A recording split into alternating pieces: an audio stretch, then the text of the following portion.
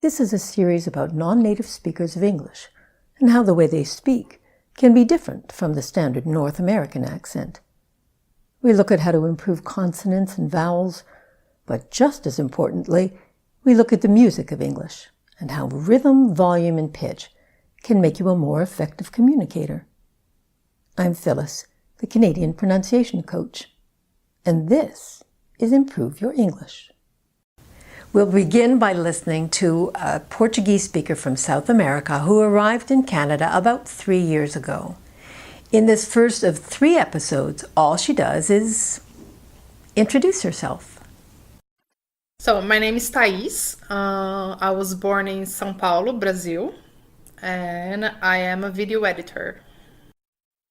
Thais has really been absorbing the sound of the standard North American accent, but she pronounces the name of her birthplace in her native Portuguese, São Paulo.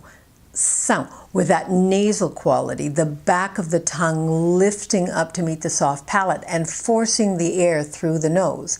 São, São. We would keep the mouth more open, the back of the tongue down, the back of the mouth open with a sao, sao. We would also elongate the vowel and add a W at the end, sao, to rhyme with cow.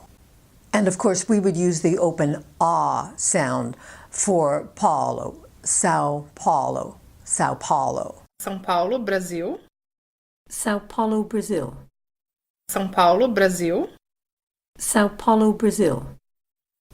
Her initial P and T are a little different from the standard North American accent. She creates a bit more pressure so that the T, as in the verb talk, sounds a little more like our D, as in the animal dog. And her P, as in the color pink, sounds a little bit more like our B, as in the adjective big, or her country, Brazil. Our lips for the P and the tongue for the stressed T are a little looser, a little lazier, which means that we let out more air, resulting in a little pop. Thais, Paulo. Thais. Thais. Paulo. Paulo. Thais. Thais. Paulo. Paulo. By the way, did you listen to the way she said Brazil earlier? Brasil. Yeah, you see, Portuguese speakers have a challenge with that final L. They'll turn it into the sound oo, Brazil. We leave the lips neutral, flatten out the tongue, pull the back of the tongue back, and then finish by releasing the tip of the tongue upward. Brazil. Now let's get to the music of the language. This is the part I love the best. She uses the words I am. So she avoids the contraction I'm. And this is really common for non-native speakers. They will avoid contractions. She also stresses that unimportant verb am. Now, we don't usually stress any form of the verb to be unless there's a very special reason for it. We're trying to make a point. The other thing she does is she stresses that second word of the set phrase video editor. I am a video editor. Now, we would stress the first word of that set phrase, video editor. Video editor. I'm a video editor. So listen to the way she says it, and then listen to the way I say it. I am a video editor. I'm a video editor. I am a video editor. I'm a video editor. When you use contractions and you stress the correct word in a set phrase, the rhythm flows more easily in English.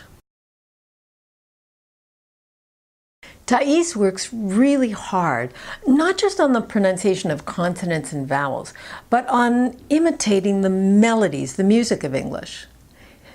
We had actually recorded this brief introduction 2 times because I had heard some noise, or I thought I heard some background noise, so I asked her to do it again.